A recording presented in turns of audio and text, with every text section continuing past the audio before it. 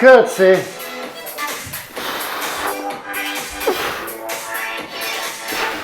switch, curtsy,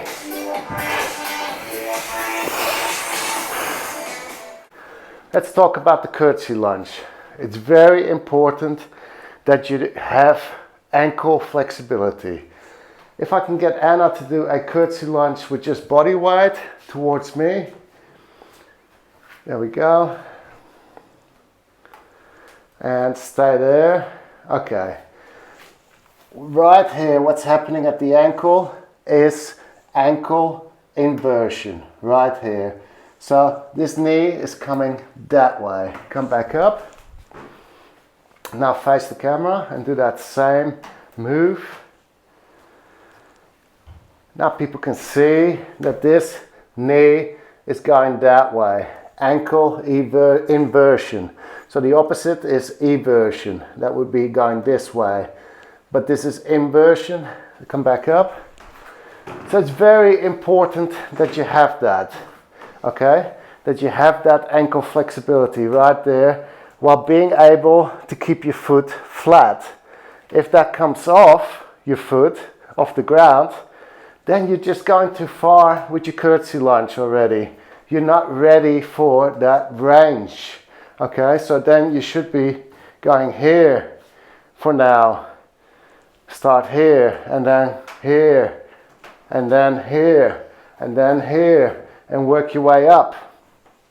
So that ankle flexibility is super important. So a common mistake is doing this exercise without having that flexibility in your ankle.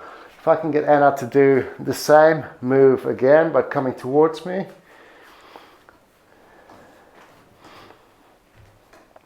There we go, just stay there. The next thing that can be missing with people is external hip rotation. So if we can come up and now face the camera and do that again. External hip rotation. You can see it right here. I'll explain what that is if you come up. Okay, now hold on to me. Lift your right knee.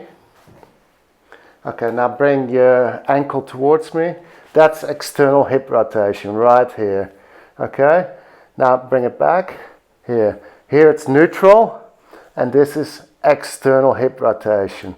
And that, together with inversion of the ankle, is what's happening in the curtsy lunge. All right, you can come neutral position. If you don't have that external hip rotation, which you can check if you do by just doing this, if you can't get that heel up and yours is here, for example, then you're lacking that external hip rotation. If you have two forces that go against each other, so you're lacking the flexibility here, you're lacking the flexibility here, but you're making this big long movement, then you got two forces going against each other. Because this upper leg is going this way, because it ain't going that way, and the lower leg is not coming along either, so it's going the opposite way. They're both going opposite to each other, and all the force is on the knee. And that's how you're going to destroy your knees with the curtsy lunge.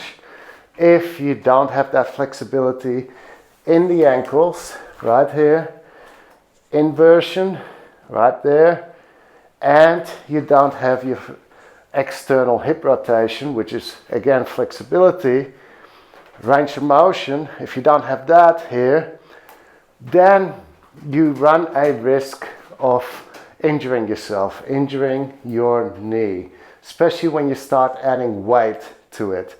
So kettlebells are great, but before you do things with kettlebells, you need to make sure that you can do them without weight. Okay, so a good progression would be, first, we need to be able to do the reverse lunge right here. If that is all working, then you need to be able to go here in line and stabilize. That's good. Okay, now we can go a little bit further this way. Right here. Go slow Am I feeling this external hip rotation? Yes. Am I feeling the ankle inversion here? Yes. Great. No pain here? No. Okay. Then you can go further. And don't go in one session if you've never done this before. Don't go in one session, yeah, I can do this, I can do this, because if you do so many of them, really, you might make a mistake at the end and you might find that you weren't ready. So your first session should be here. And then a day later, if you don't have any issues, then your next session, whether it's the next day or a week later, can be here. Then, if that results into no pain, then you can go further again, but not all in the same session. I highly recommend against that. So, the curtsy lunge is awesome and you should do it. It's great for stabilization, it's great for strength, it's great for flexibility, range of motion in the ankle, in the hips. It's awesome. Do you love the curtsy lunge? Yeah, I really love it because it's really good glute strengthener as well. And my glutes are a bit weak and I like to do a lot of curtsy lunges. I find that it's great for my hips and glutes. Absolutely. Yeah. That it works your glutes from different angles, because your glutes, there's 3 of them, minimus, medius, maximus. They all work on the hips. So they help, especially here. If you take that foot away right now, this hip wants to fall and you need to pull that up. There's of course a lot of other muscles that help with that, but the glutes do a lot of work there as well, doing the stabilization of the hip right here as I come back and coming up again as well. Of course, they work on the hips. So curtsy lunge is great, but the curtsy lunge can also destroy your knees if you don't pay attention to the right progression and listen to your body. Switch. Curtsy.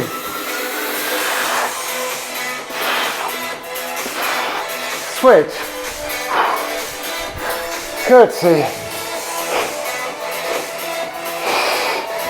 Get.